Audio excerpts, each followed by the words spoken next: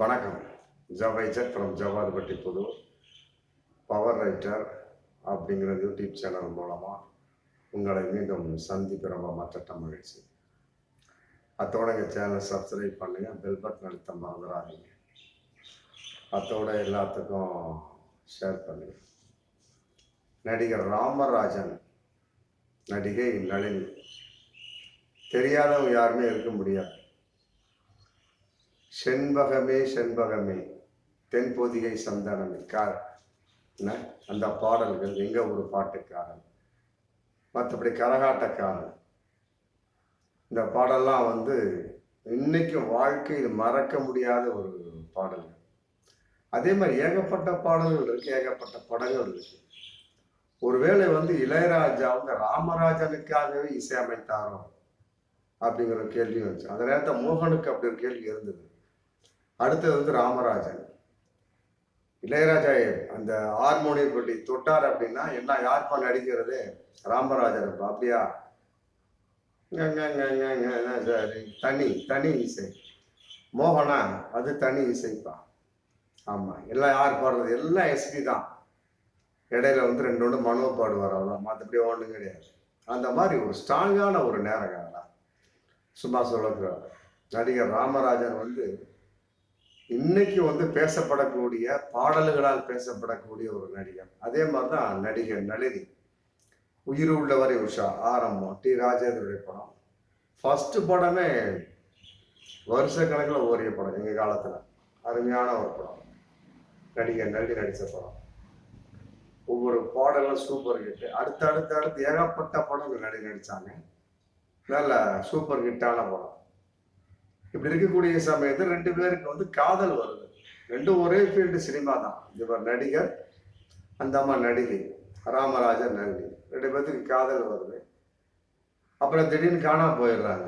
அது ஒரு ஒரு வாரம் 10 நாள் தான் நினைக்கிறேன். அந்த நேரத்தில் பத்திரிகைக்காரங்களாம் ரொம்ப பெரிய பேட்டியை கொடுத்து அப்படியே காணா போய் விட்டார்கள், திடீரென்று மறைந்து கொண்டார்கள், அப்படி பேட்டி திடீர்னு வந்தாங்க. அப்புறம் மாலை கழுத்துமா நின்றாங்க. என்ன அப்படின்னு கேட்டா நளினி வீட்டுல எங்களுடைய காதலுக்கு அங்கீகாரம் இல்லை, வேற ஒண்ணுமே கிடையாது. நளினி வீட்டுல ராமராஜன் வேண்டாம் சொல்லி போட்டு நளினி பெற்றோர் சொல்லிட்டாங்க. அதனால காதல் கூடாது அப்படிங்கிற கான்செப்ட். அப்புறம் ரெண்டு பேரும் காதலிக்கிறாங்க இல்லையா, அவர் என்ன பண்ண முடியும்? கல்யாணம் பண்ணித்தான் ஆகணும் சொல்லி போட்டு ஓடி போய் கல்யாணம் செய்து கொண்டார்கள், அல்லது மறைந்திருந்து கல்யாணம் செய்து கொண்டார் சொல்லலாம். அப்புறம் ரெண்டு பேருமே நல்ல ஜாலியா சந்தோஷமா வாழ்ந்தாங்க. ரெண்டு பேர்த்துக்கு அருணா அப்படிங்கிற 2 குழந்தைகள் இருக்கு. எந்த ஒரு மாற்று கருத்தும் இல்லை. திடீர்னு அவங்களுக்குள்ள ஒரு கருத்து வேற்றுமை. என்ன அப்படின்னா, நளினி நான் நடிக்க போகிறேன்னு கூட பேட்டி கொடுத்தேன். அப்படி இருக்கக்கூடிய சமயத்தை ராமராஜனுக்கு அது பிடிக்கவில்லை. என்னம்மா அது, கல்யாணத்துக்கு முன்னால நீ தானே சொன்ன, நம்ம ரெண்டு பேர்த்துக்கு என்ன ஒரு சத்தியம், கல்யாணத்துக்கு பின்னா நீ நடிக்க கூடாது அப்படின்னு நான் சொன்னேன். என் கையில சத்தியம் செஞ்சு கொடுத்தேன். ராமராஜன் கையில நளினி சத்தியம் செஞ்சிருக்கிறார், நான் கல்யாணத்துக்கு நடிக்க செல்ல மாட்டேன் அப்படின்னு. அப்புறம் இப்போ நான் நடிக்க போகிட்டேன்னு சொல்லி பேட்டி கொடுத்தேன் அப்படின்னா அப்புறம் ஏகப்பட்ட ப்ரொடியூசர்ஸ் வருவாங்க. அப்புறம் எப்படிமா அப்படின்னு கேட்டது, இல்லை நான் நடிக்க போவேன், நடிப்பேன். பிடிவாதம் ஆகி போச்சு. குழந்தைகள் உருவாகிட்டு வர்றாங்க. பார்த்தாங்க ரெண்டு பேர்த்துக்குள்ள சில பிரச்சனைகள். இந்த விஷயம் பெற்றோர், ராமராஜோட பெற்றோருக்கும் பிடிக்கல. நளினி நடிக்க போறது. பொதுவாக அந்த கிராமத்துல வந்தவங்க என்ன பண்ணுவாங்கன்னா, நடிகர்கள் அப்பா அம்மா என்ன பண்ணுவாங்க, பொதுவாக நம்ம கிராமத்தில் உள்ள பொண்ணு மாதிரி நினைப்பாங்க. அதன் அடிப்படை இருந்தாலுமே கூட மற்றபடி நடிக்க வேணாம்ப்பா. சிவகுமார் கூட பாருங்க, சூர்யா சம்பந்த வகையில், ஜோதிகா சம்பந்த வகையில் ஒரு கட்டுப்பாடு வச்சுதான் செஞ்சார். நடிக்க போகக்கூடாதுன்னா பெரியவர் தான் பாருங்க தான் சொன்னார். ஜோதிகாவும் அதே மாதிரி நடிக்க போகல. அதையும் மீறி தன் கதாபாத்திரம் உள்ள படமா பார்த்து அந்த அம்மா நடிச்சிட்டு இருக்கிறாங்க. 36 வயதிலே மற்ற சோர்ஸ் அடிக்கிட்டே போகலாம். எல்லாமே தன் கதாபாத்திரம், பெண்ணுக்கு உண்டான கதாபாத்திரம். அப்புறம் அதுக்கு பின்னால் சரியான கதை களம் உட்கார்ல அப்படியே இருந்துட்டு பொறுமையாக இருந்துட்டு இருக்கிறாங்க. சூர்யா ஜோதிகா வகையில் அதன் அடிப்படையில் வந்து பார்க்கின்ற பொழுது நளினி சம்பந்தப்பட்ட வகையில் அந்த மாதிரி ஸ்ட்ராங்கா சொல்லிட்டாங்க, இல்லை நான் நடிக்கத்தான் போவேன். அப்ப அவர் சொல்றாரு, கல்யாணத்துக்கு முன்னால சொல்லியிருந்தீங்கன்னா பரவாயில்ல, கல்யாணத்துக்கு பின்னால சொல்றாரு.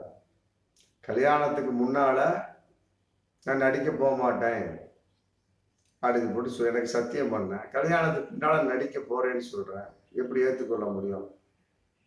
நான் நடிச்சுட்டு இருக்கிறேன், ஆமா. அதே நேரத்தில் நடிகை அப்படின்னா உனக்கு பட வாய்ப்புகள் வரத்தான் செய்யும். ஆனா நமக்குள்ள போட்ட ஒப்பந்தம் என்ன அப்படின்னு சொல்லிட்டு அவர் ஸ்ட்ராங்கா பேசக்கூடிய சமயத்தில் அந்த இடத்துல ஒரு கருத்து வேற்றுமை வருது. ராமராஜோட அப்பா அம்மாவுக்கும் நளினி நடிக்க போவது பிடிக்கல. உடனே என்ன பண்றாங்க, விவாகரத்து கோரி டைவர்ஸ் போட்டுடுறாங்க. இதுதான் நடந்த உண்மை, வேற ஒண்ணுமே கிடையாது. பெருசா வந்து பேசக்கூடிய அளவுக்கு எந்த பிரச்சனையுமே கிடையாது. ஒரு 10 லட்ச ரூபாய் ஏமாத்திட்டாரு, 50 லட்ச ரூபா வந்து வரதட்சணை தரேன்னு சொன்னாரு, ஒரு பிளாட்டு தரேன்னு சொன்னாரு, ஏமாந்து ஒண்ணுமே கிடையாது. அப்ப சுப்பையான ஒரு வார்த்தை. என்ன நினைச்சா ராமராஜன் அப்படின்னா, நளினி காதலிக்கிறப்ப ஒரு பேட்டி கொடுத்துருந்தாரு. என்ன நம்ம துறையை சேர்ந்த ஒரு பொண்ணு காதலிக்கிறோம், நம்ம துறை எப்படிப்பட்டதுன்னு அந்த பொண்ணுக்கு தெரியும் இல்லையா, அதனால நடிக்க போகாது அப்படின்னு விளக்கமா பேட்டி கொடுத்துருந்தார் ஒரு பேட்டியில.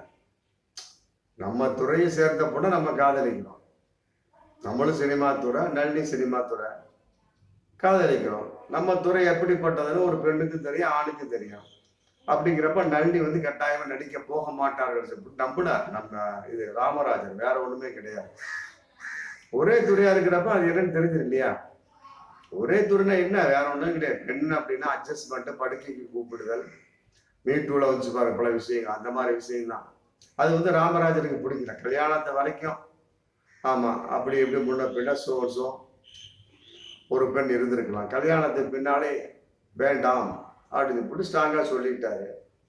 அதையும் எதிர்பார்த்தாரு, கல்யாணத்துக்கு பின்னாலேயும் எதிர்பார்த்தாரு. சத்தியமும் இருவர் செய்து கொண்டாரு, அந்த அம்மா செஞ்சாங்க நளினி. ஆனா அதை மீறும் போதுல ஒரு ஆணுக்கு வந்து ஒரு வேகம் வரும்.